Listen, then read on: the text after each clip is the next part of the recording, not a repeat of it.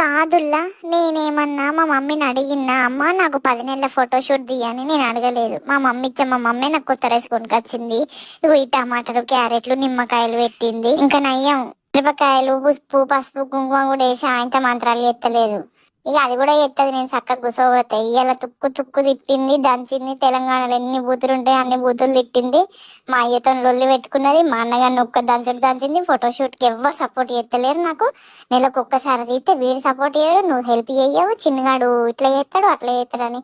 అమ్మ తోడు మా మమ్మీ కోపానికి ఈ రోజు నా చెంప బలైపోయింది. ఒక్కటి వీకింది నన్ను. రోగం చేతులకు వచ్చి లాస్ట్కి వస్తే కొంచెం అట్లా సపోర్ట్ చేసిన. ఇగో 3 నెలలు పడరాక బోర్లో పడకపోతే బోర్లో పడతలేరు అంటారు, అమ్మ పడతలేరు అంటారు, అమ్మ పడతనేమో ఇల్లంతా తిరుగుతారు అంటారు, టార్చర్ అంటారు, ఇదంటారు అదంటారు. అంతా మీ ఇష్టమేనా?